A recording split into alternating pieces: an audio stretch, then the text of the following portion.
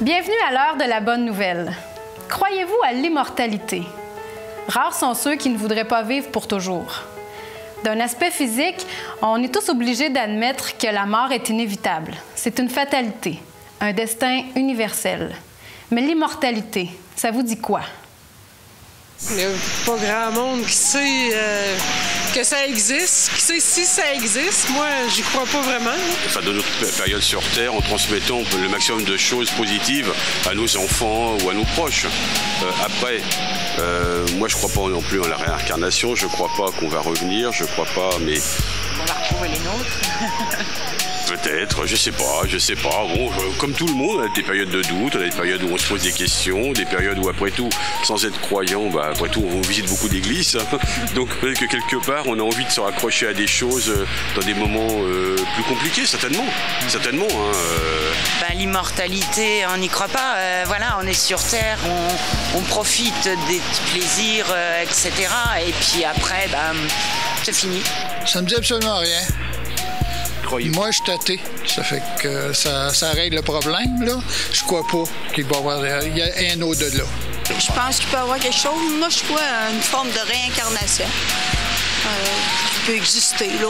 Je crois pas ça dur comme fer, là, mais c'est une possibilité.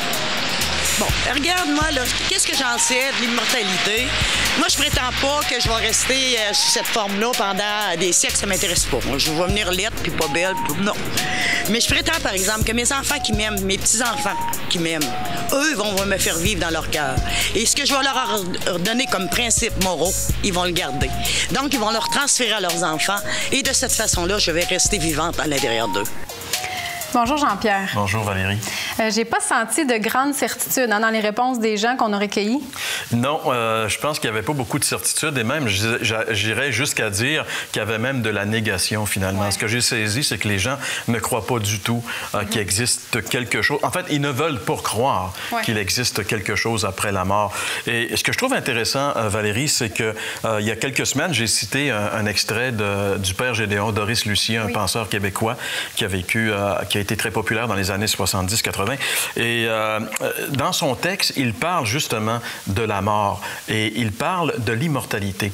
Et j'aimerais juste le lire, ce qu'il dit. Et ça, ce qui est intéressant, ici, c'est un penseur, c'est un philosophe, c'est un homme qui s'est penché sur la situation. Il n'a pas juste dit ça là, sur un petit coup de tête, là. Il a réfléchi. Il dit ceci: « Il me semble impensable que la vie, une fois commencée, se termine bêtement par une triste dissolution dans la matière et que l'âme, comme une splendeur éphémère, sombre dans le néant après avoir inutilement été le lieu spirituel et sensible de si prodigieuse clarté, de si riches espérances et de si douce affection.